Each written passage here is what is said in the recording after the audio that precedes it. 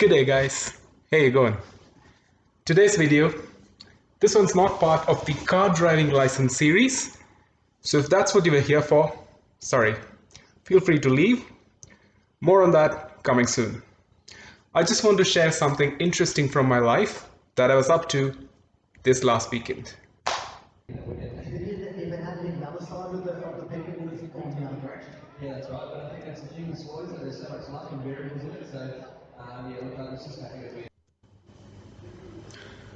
I've been following cricket all my life and I've never really enjoyed its latest version called T20. That's more baseball than cricket, if you ask my opinion. Takes out a lot of the nuances involved in the sport.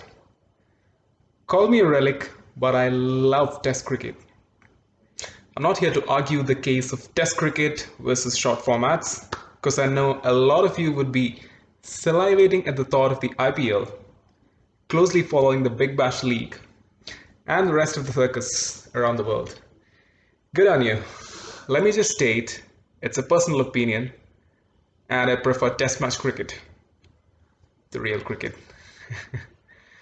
So, it was a travesty that I hadn't yet been able to be at a test match and watch one for real.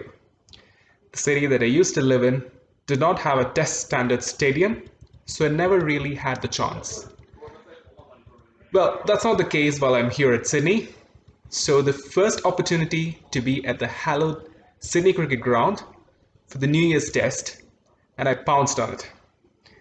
This one was also a pink test, like it's been for the past few years now, and I booked tickets for day 3, which is when the S.C.G turns into a sea of pink.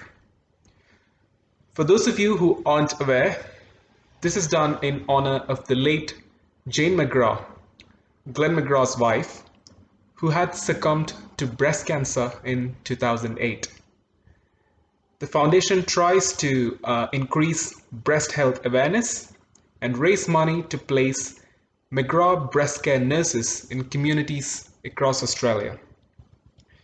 The pigeon was around all day, being very accessible and patient with everybody who wanted a piece of him. There's yours truly, sporting the only pink shirt that I could find. Now, I knew Glenn McGrath was a tall bloke, but I was blown away by how tall. And with that short delivery stride and snapping wrist, no wonder they took off from good length. It was such a pleasure to watch him in action back in the days. But I digress. So overall, a fantastic package. I get to watch some good old-fashioned test cricket and contribute to a great cause. The game was Australia versus New Zealand. We'd already wrapped up the series by winning the first 2 matches, but there were no signs of letting up the intensity.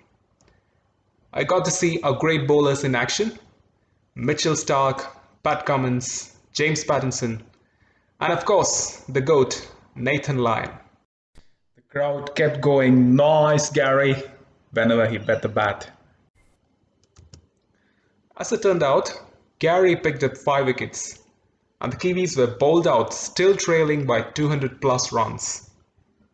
Tim Paine didn't enforce the follow-on, so I also got to watch David Warner bat. It would have been brilliant had I also got to see Steve Smith and the new sensation, Marnus Labuschagne, also bat. But maybe that was asking for too much from a day's cricket. The atmosphere was electric. There was a great crowd in. Some Kiwis were also in the stands, but they were grossly outnumbered and outgunned. I was seated at the upper Bill O'Reilly stand.